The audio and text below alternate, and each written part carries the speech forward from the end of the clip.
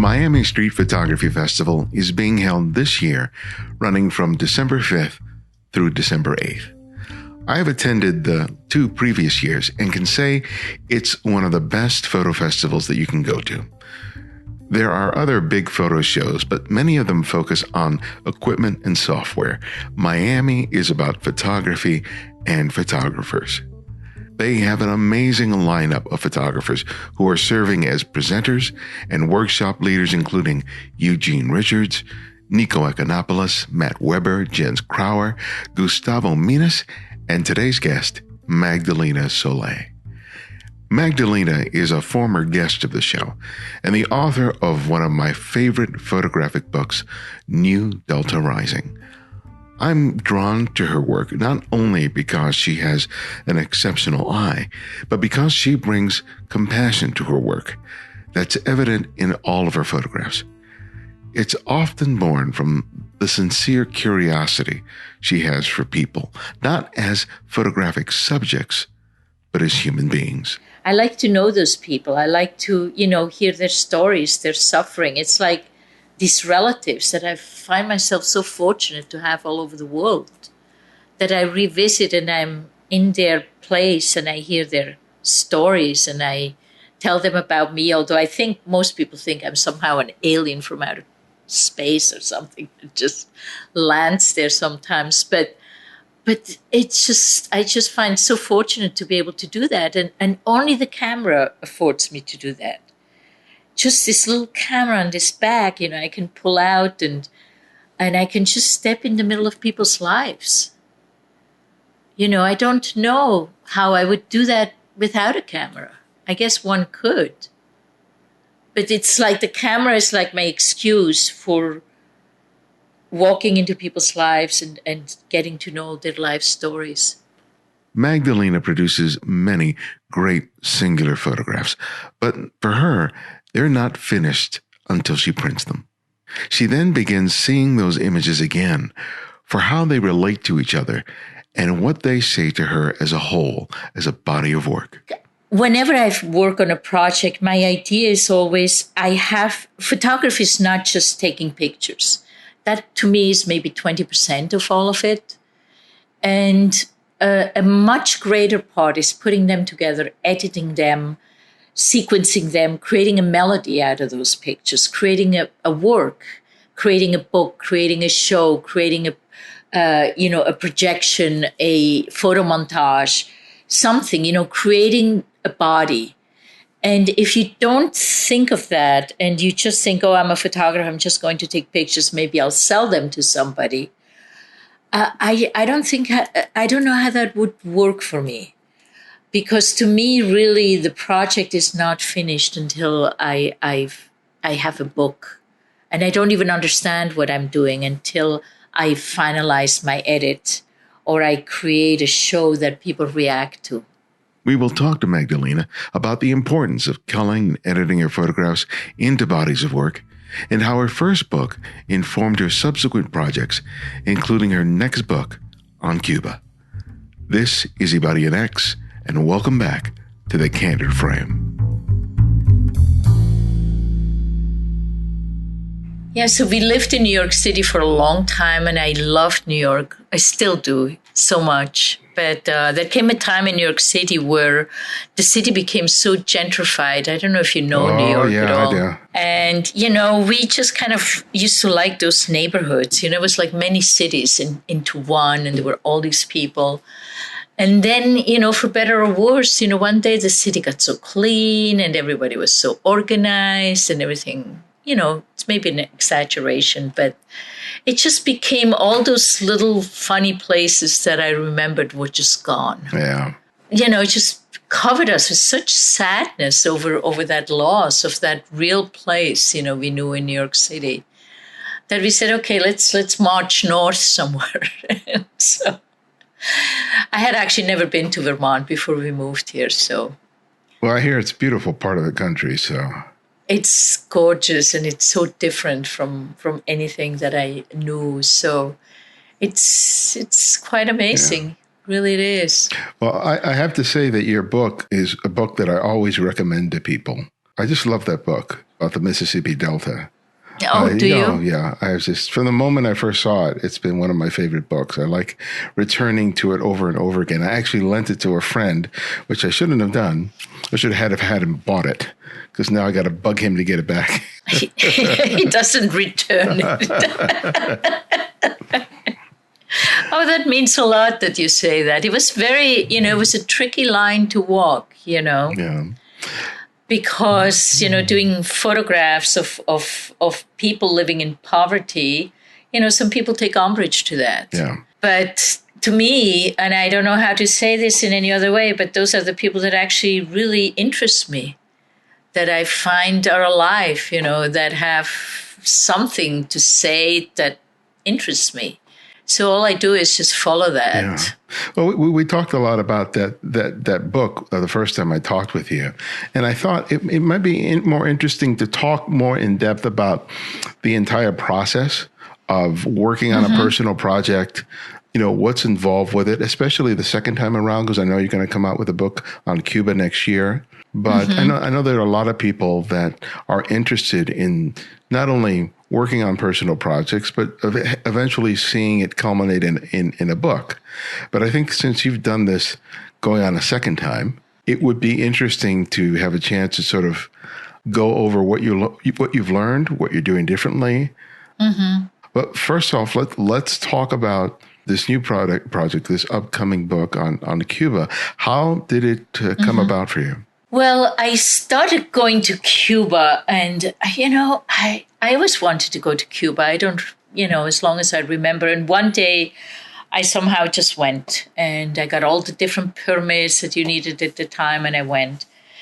And when I arrived there, and I know other people have had that experience, I just found my childhood Spain there.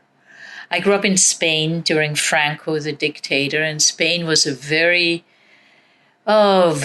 difficult, but very beautiful country. It had all these things that didn't work, and it was just not quite right ever with anything. And the roads were congested, and there were donkeys on the road. And then I come to Cuba, and there are the same donkeys on the road, and the same kind of decrepitude that I left when I was a kid.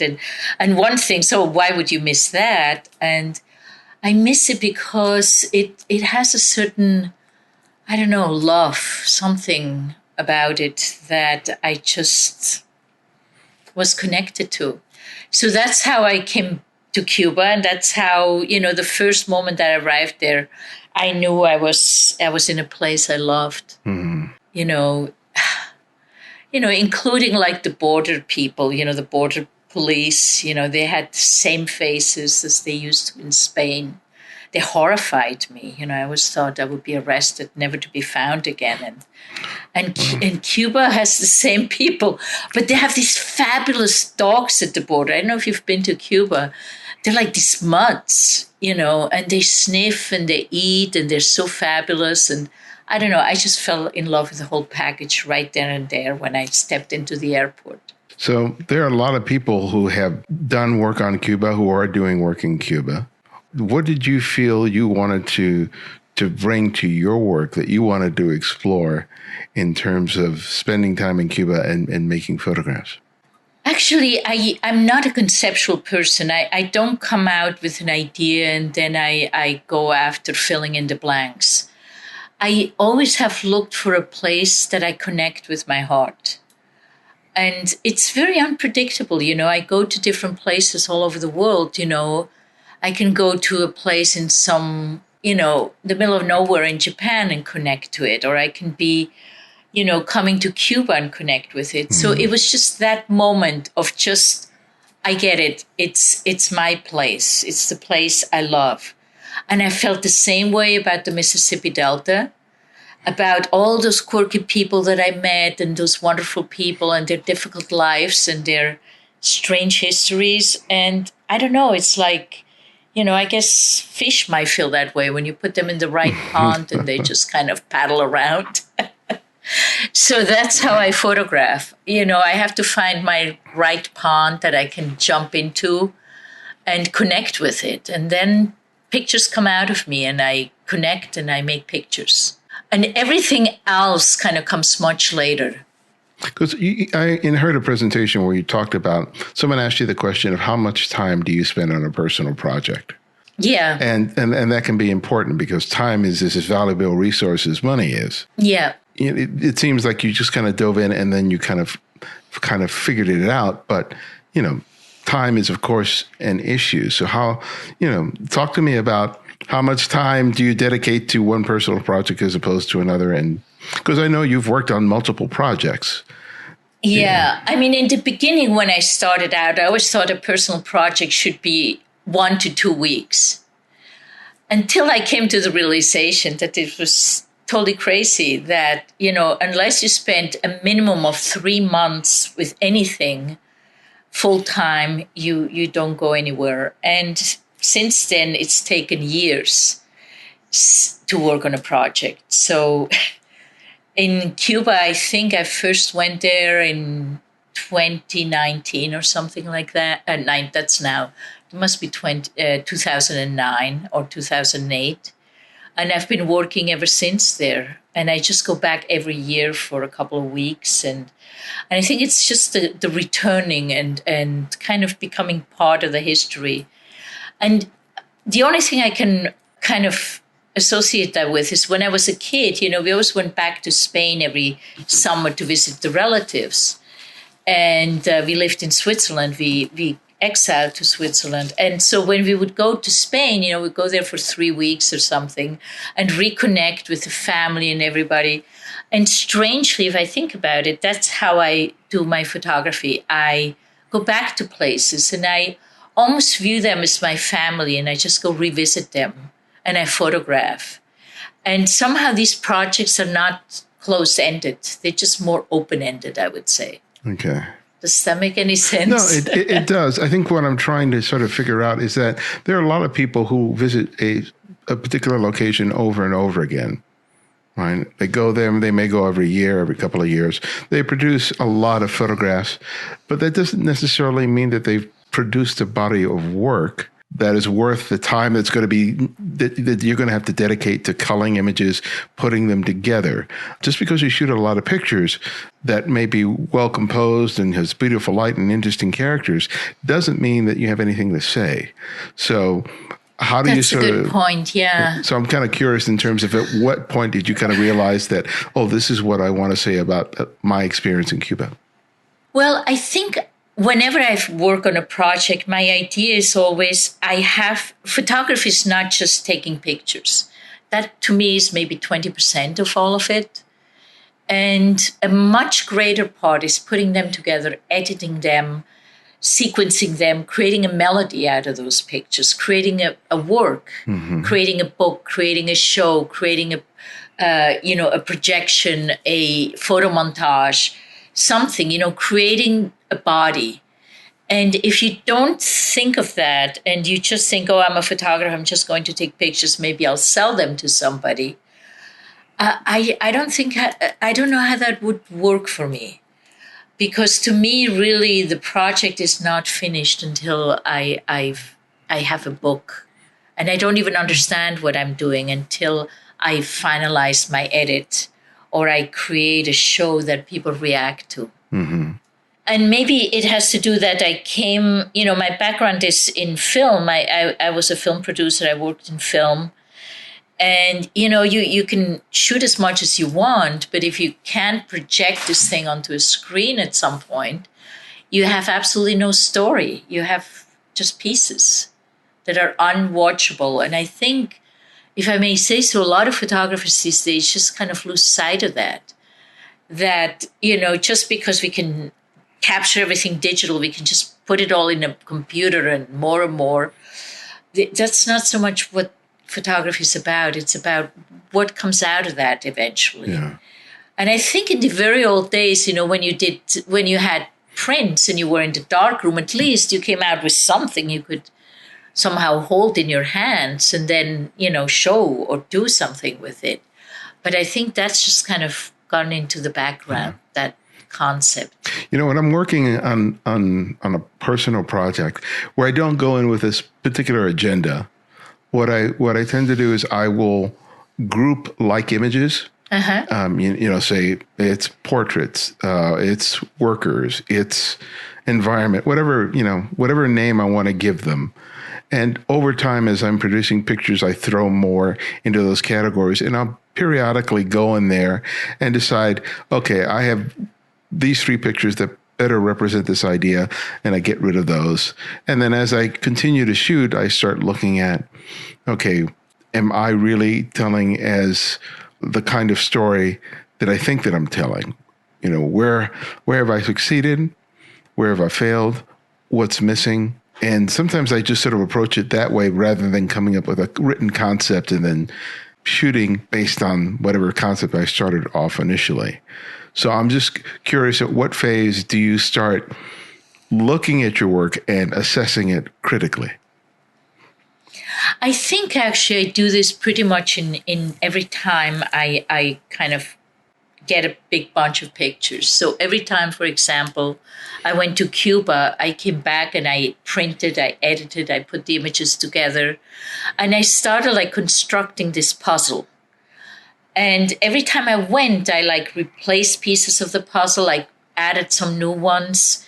And it's really a process. It's not just like at the end, I just throw it all out on the table and say something here. Mm-hmm.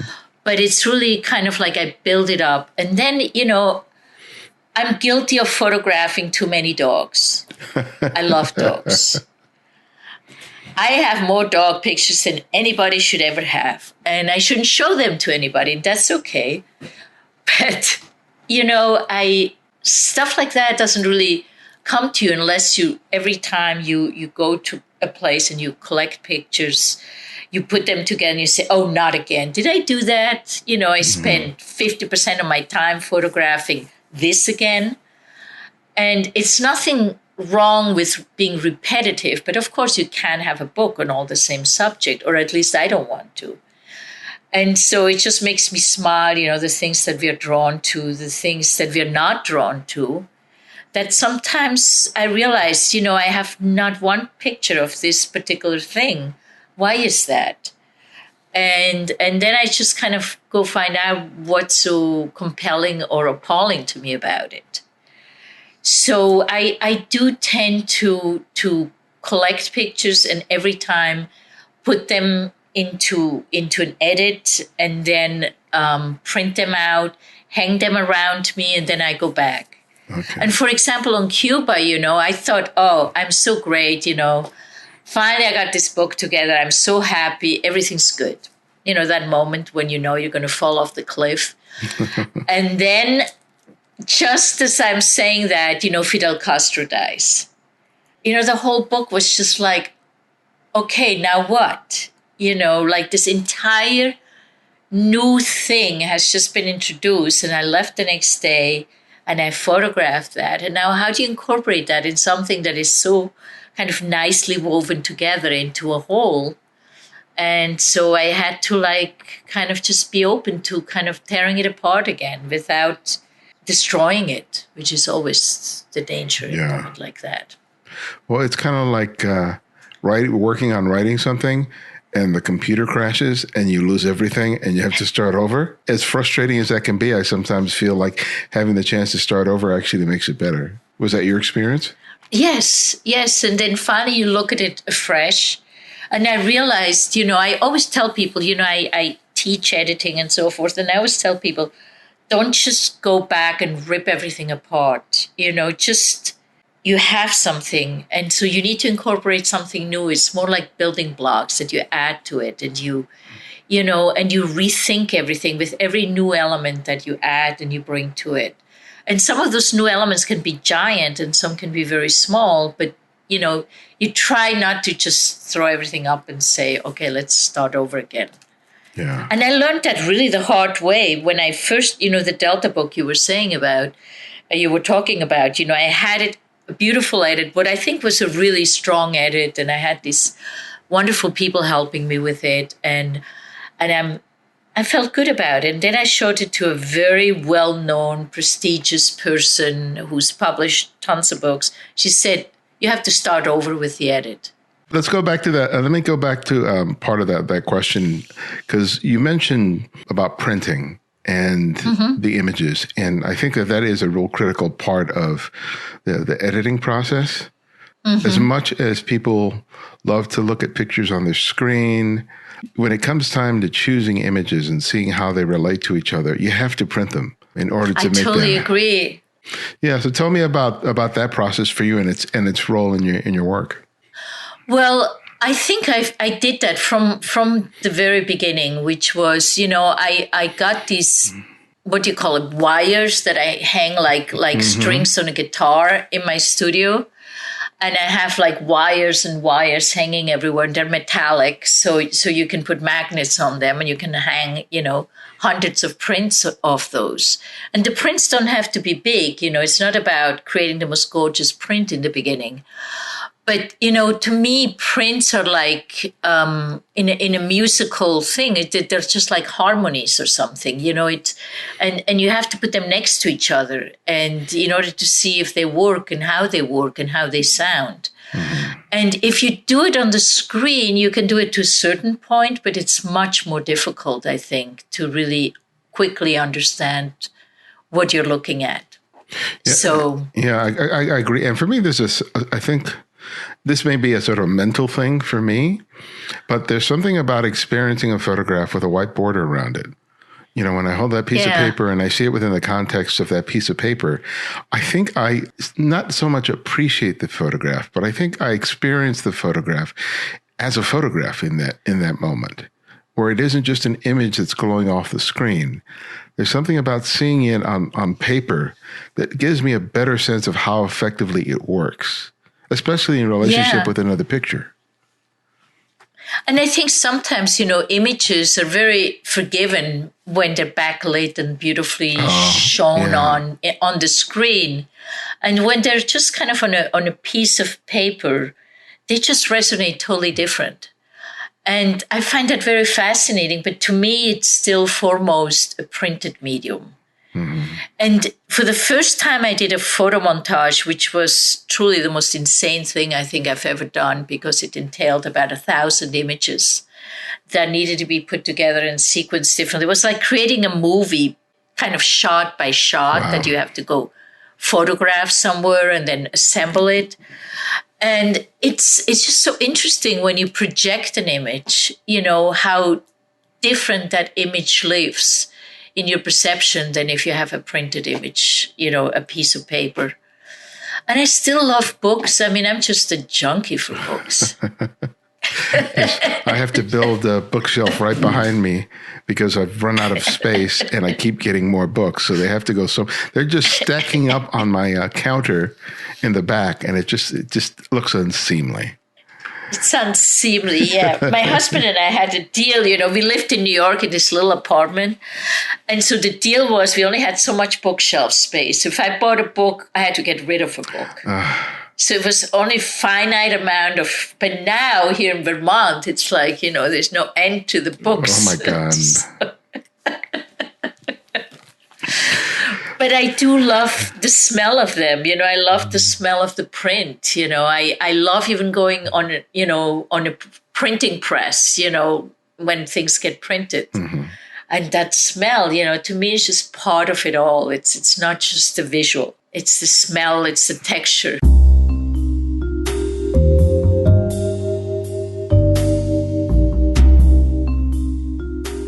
On the day that I record this, I'll be attending a small meetup of podcasters here in Los Angeles, several of whom began podcasting a year or two before I did.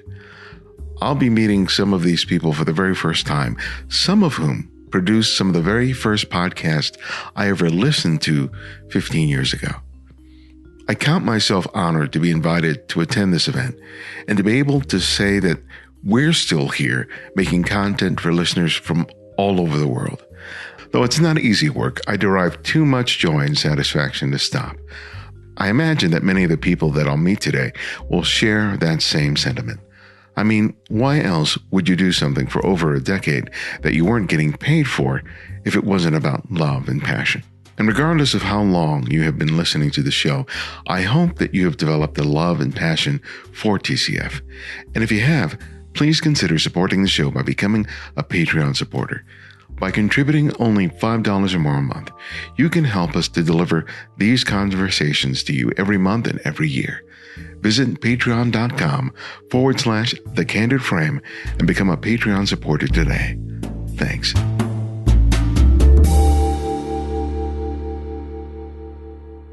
Now, you talked about going to Cuba and you go there once a year, but tell me about the projects that don't require you to travel as far, that subject matter that you can revisit a little more frequently. How do you sort of figure out those projects that are relatively closer to home? How much time you're going to dedicate to those? Well, when I lived in New York City, when I first started out, I photographed a lot around the city. And that was so joyful in a sense that I was able to explore the far reaches of New York, of Manhattan, of all the boroughs, every corner, that I never had reason to go see, I went to visit. And that was fabulous. And then here in Vermont, I photographed some, but I have to be very honest. Like when I'm here, I work on my pictures. I process everything that I just kind of hold back and I, so I don't really have a ton of time to actually go outside to capture or collect any images here. Mm-hmm. And it's also, I don't know, I as I said, it's like I always look for the pond that is right for me to jump into. And it's strange places that do that. Like there is this area called Kamagasaki in Japan, in Osaka, that has all these men that have been ostracized from society, and they all live there like in a ghetto or a slum. And I don't know why, but, I went to photograph there and I immediately felt connected with it. And I remember those people saying to me, like, go look at something nice, go see a temple or something. You can always come back here. And I do appreciate the temples and all the beautiful things. Don't get me wrong, but the human connection, those people who live on the fringes and who have a difficult life, they just, to me, I just so admire them. Yeah. And I can't know why or why not, and why some people are totally uninterested in that. But I always think, even in Cuba, I think if people had to live in Cuba, Americans, sometimes just for a month or two, and live the lives that they live, carrying everything from one village to the other because there's no transportation, half the people will be dead. Yeah. They're so strong and they're so amazing and they're so selfless in all of that. It's just what it is. And it maybe reminds me of my, grandmother, or of, how I grew up, where things just weren't so easy. But I took pride in that, and so I don't know, that's how I feel at home. One of the things I really loved about your book on the Mississippi Delta is that I felt that you were part of the community that you were photographing. I felt that there was an engagement that went beyond you simply being a photographer who was just pointing a camera at these people. And I suspect that probably is what's happening with your work in Cuba, though I haven't had the chance to see the book yet. Yeah, that's what I like. I like to kind of become part of the communities, and I don't like being an outsider shooting in from out. I like to know those people. I like to, hear their stories, their suffering. It's like these relatives that I find myself so fortunate to have all over the world, that I revisit and I'm in their place and I hear their stories and I tell them about me, although I think most people think I'm somehow an alien from outer space or something that just lands there sometimes. But it's just, I just find so fortunate to be able to do that. And only the camera affords me to do that.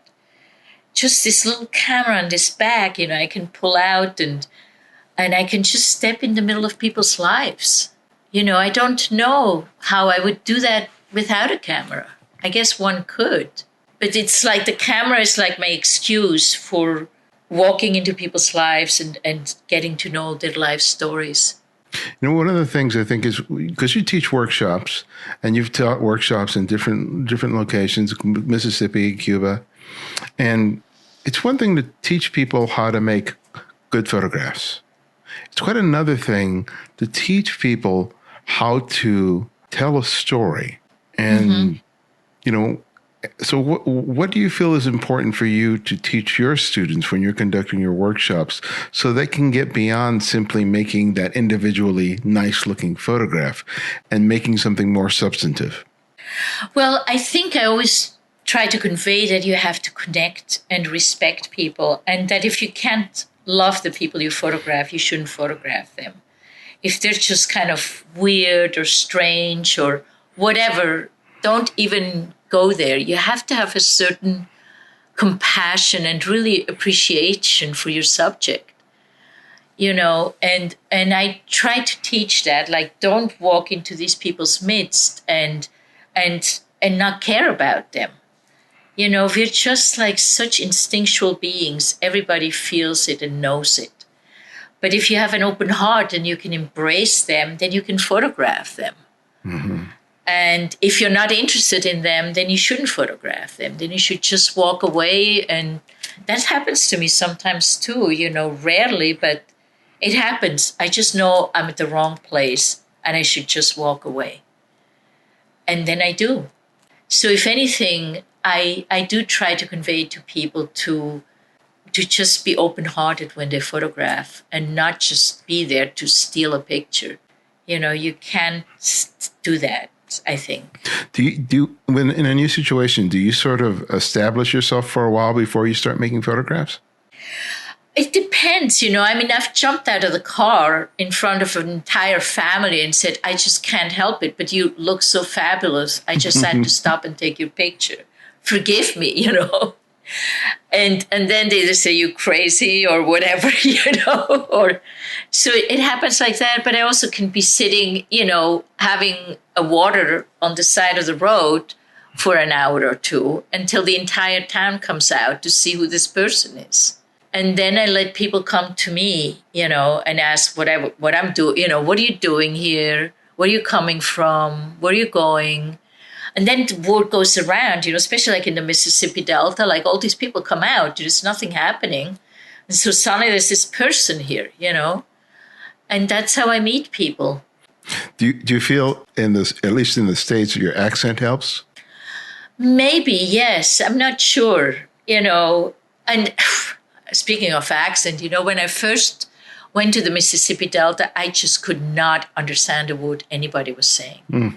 So it was tough, because I didn't want people to think I thought they were speaking funny or something. I just was incapable of understanding them. So I brought a recorder. I thought, maybe that will help. And then I can have somebody kind of tell me what people are saying. And I was in a situation, there was this African-American gentleman. He was somebody I always will be very fond of. And he had this accent I just couldn't understand. He's telling me the story when his father drowned swimming across the Mississippi River during the big flood. Mm-hmm. And I'm like, yeah, nice, because I didn't understand what he was saying. And he was, of course, so wonderful because he couldn't understand either what I was saying. So we both had like these stories of the heart, and we still liked each other. Even without a language, we could somehow know that we cared for one another. That's beautiful. So sometimes I think, language is not everything. And maybe sometimes my accent helps me. People say, where are you from? Have you come on an airplane? And I say, yes, but I live in New York at the time for the most part. I don't even tell people I live in Vermont. That's just so far away.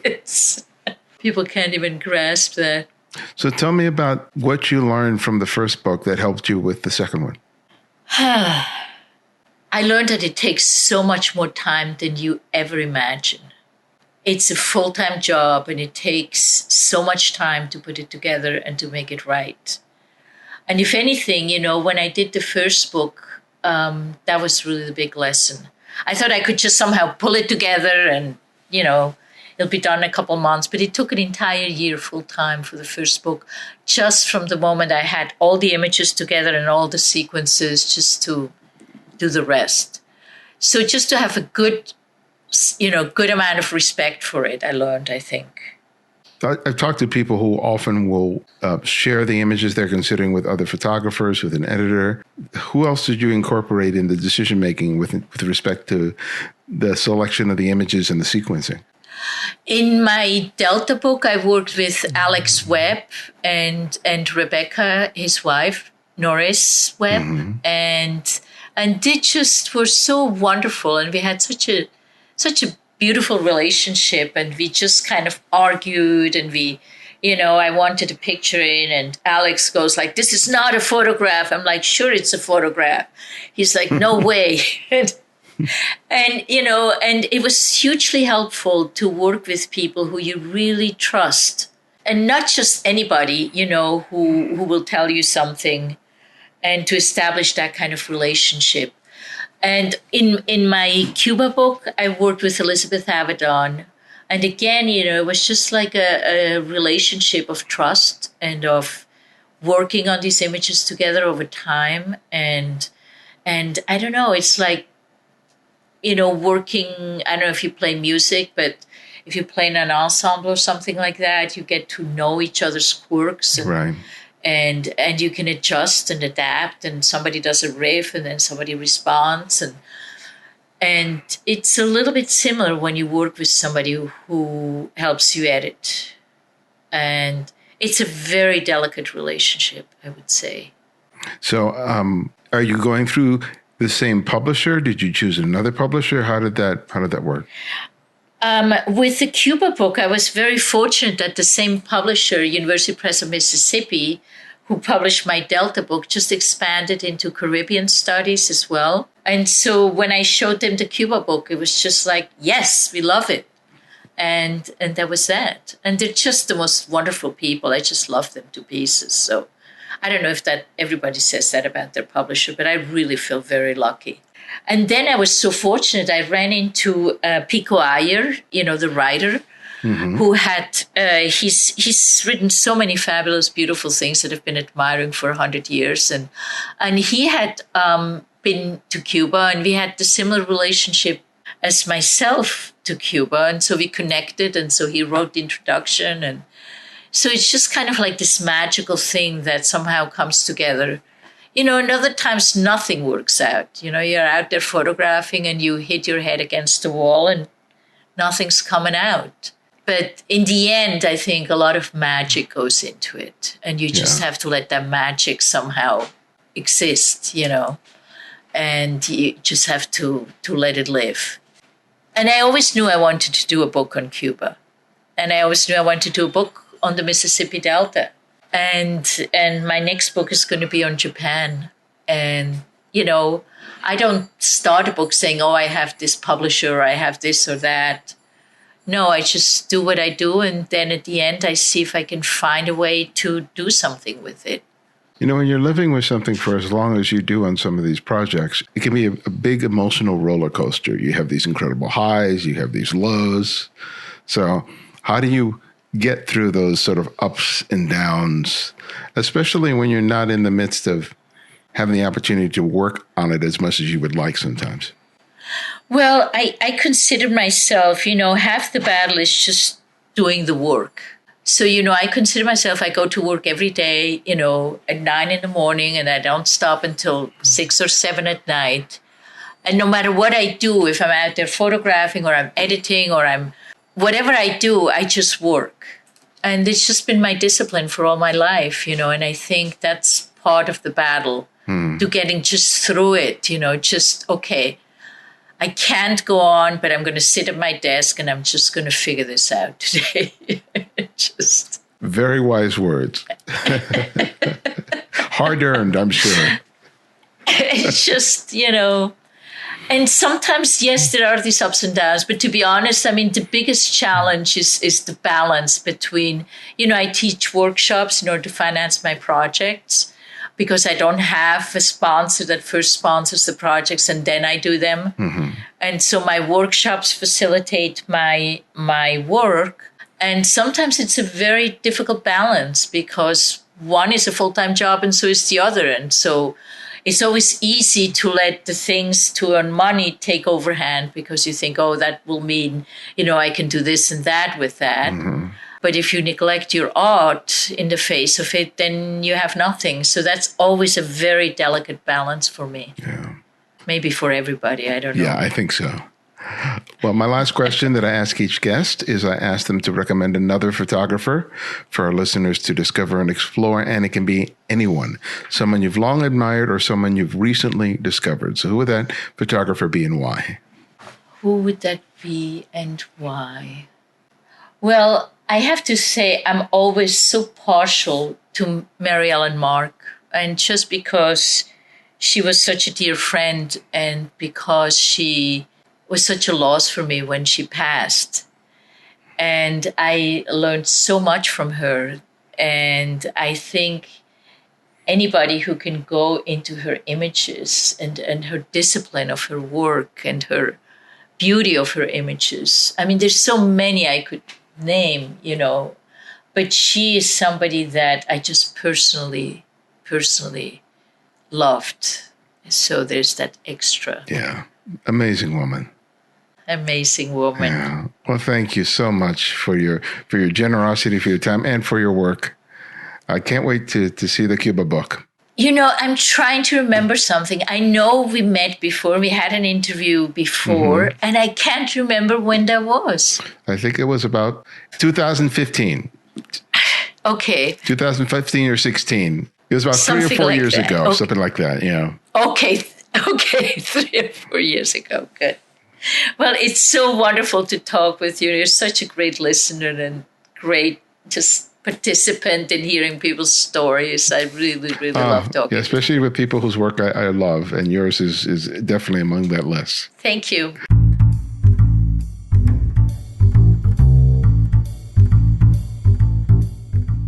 Thanks to Magdalena for sharing her time and story with us. Find out more about her and her work by visiting solepictures.com. And to find out more about the Miami Street Photography Festival, visit their website at miamistreetphotographyfestival.org. You can also support the show by writing a review wherever you listen to podcasts. And even better, if you really enjoy an episode, spread the word via an email to a friend, a post on your social networks, or word of mouth. It makes all the difference. So thank you for your support and being part of TCF. And also check out our YouTube channel where I offer comments on photography submitted by TCF listeners who contribute to the Candid Frame Flickr pool. Check out the TCF Flickr pool and our YouTube channel by clicking on the links in the show notes and website. My most recent book, Making Photographs, Developing a Personal Visual Workflow, is available. You can purchase it today and receive 40% off the list price when you order it from the Rocky Nook website. Use the promo code Pirello40 at checkout to take advantage of the discount. And receive 3 free copies of my previously published ebooks by signing up for the Candid Frame mailing list, where I share thoughts about life, photography, and keep you updated on TCF events. And remember, you can support the show by contributing to our Patreon effort or donating through PayPal. Thanks to Lon Smith, Lauren Fragneau, Paul John Edwards, and Michelle Elkins for their recent contributions. I can't thank you enough. Now, not all episodes may be available on your podcast app of choice. So to download, listen, and share any and all episodes of The Candid Frame, download the TCF app for Apple iOS or Android. And because of your support, it's free. The Candid Frame's audio engineer is Martin Taylor, who you can find at theothermartintaylor.com. The show's senior producer is Cynthia Parker, and our music is from Kevin MacLeod, whose royalty-free music can be found at incompetech.com. And this is Ibarionex, and this is The Candid Frame.